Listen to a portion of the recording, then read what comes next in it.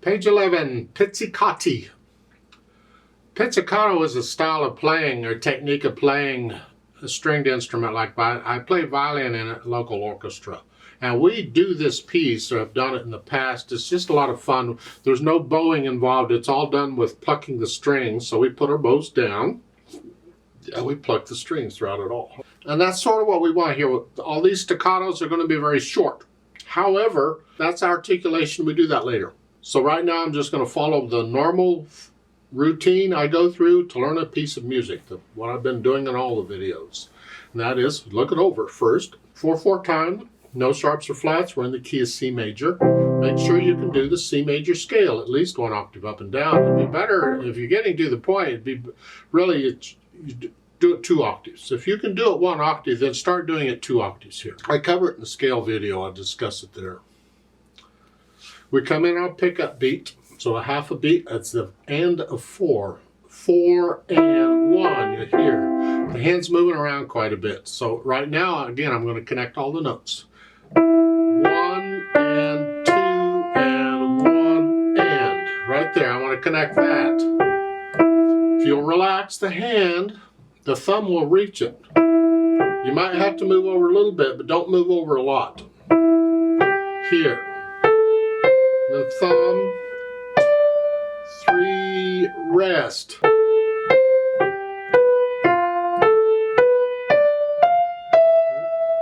3, come back down, do it again. Thumb, here. You can use 3rd finger on the F sharp if you want to. I typically do, because the chord is that. We're just not using this note, it's in the left hand. So I use 3rd finger. Rest and then come down. Come down. 5th finger. And you do that some more. Let's go down to the last line. You're here. Watch this. Thumb. Be natural. Thumb. Now watch. And then thumb again. And they want 1 here, or you can do 2, 3 if you want to. So it's a little tricky with these accidentals in the last line. You might work that out, especially on the 3rd measure here. Here, yeah. Left hand, well, broken chords. The 3rd finger, that's fine, because you're in this position. Rest. Isn't this fun? We're having a ball now. Rest. 2nd line, accidentals, look out. Okay, you can use thumb here if you want, and 3rd finger. Rest. Thumb on both. And you do this some more. Let's go down to the last line. You're up here, you have a rest, so you got time to move up. I use 4th finger on the black keys. You can use 5th if you want.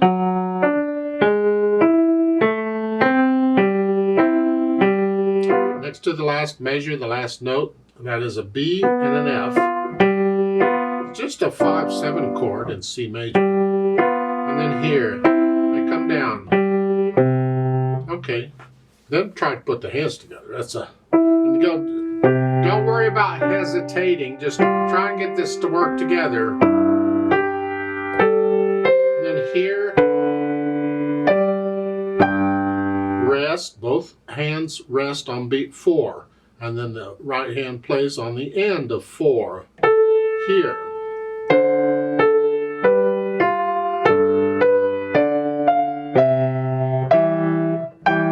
Rest.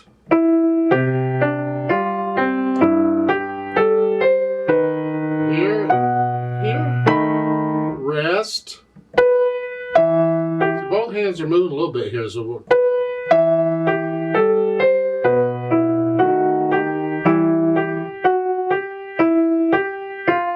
you do that some more.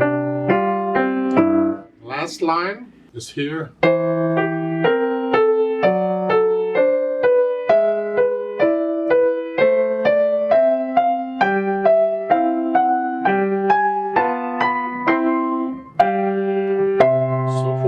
So you work it out.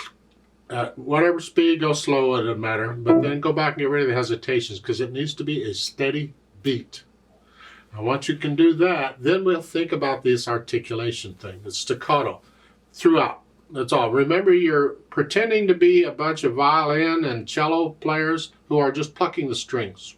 Short. I'm going to use wrist staccato.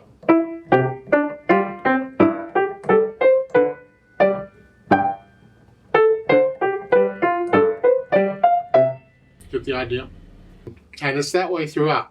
You see in the next to the last measure, the first line, in the middle it says sempre staccato.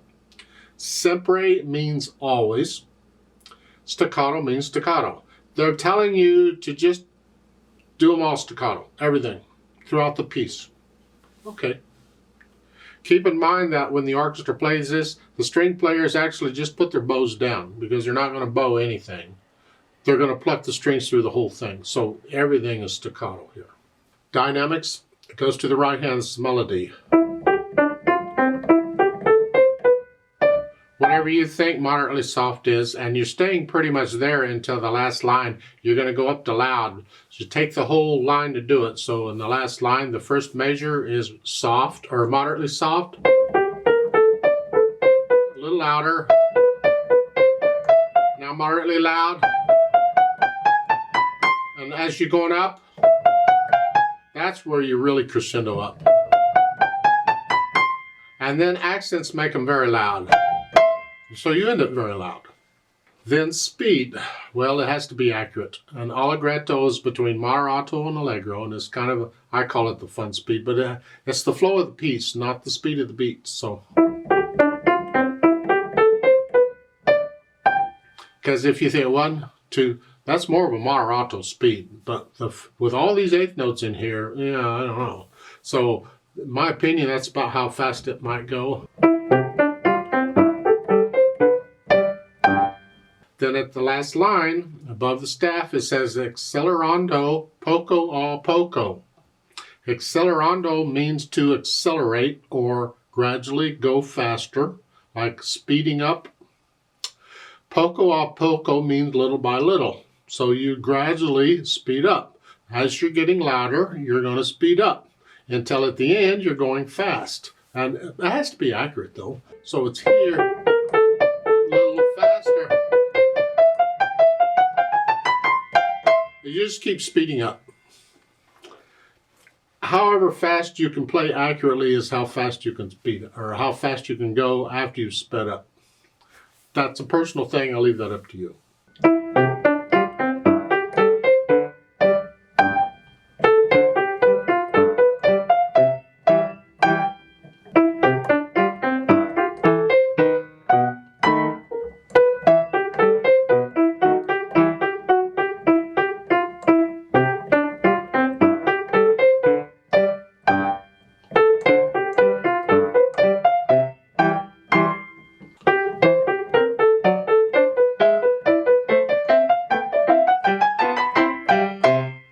Missed it on the end of the second line. Look out.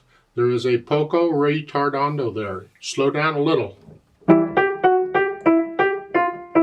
Don't slow down a lot, just slow down a little. And then the third line, you have the off tempo, which means go back to the speed you were going before you slowed down, like you were at the beginning.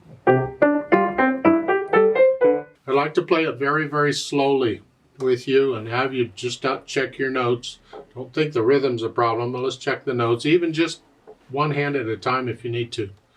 So I'm going to give us almost four counts. We come in on the end of 4, so it's like 3.5 counts. 1 and 2 and ready and go.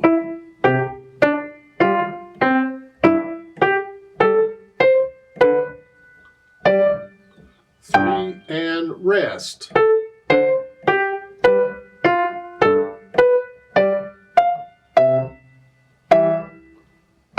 And rest.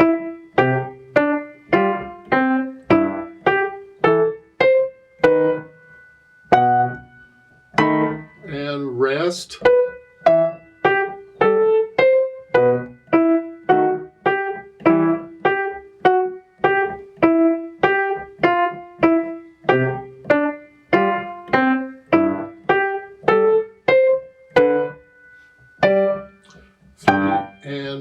rest.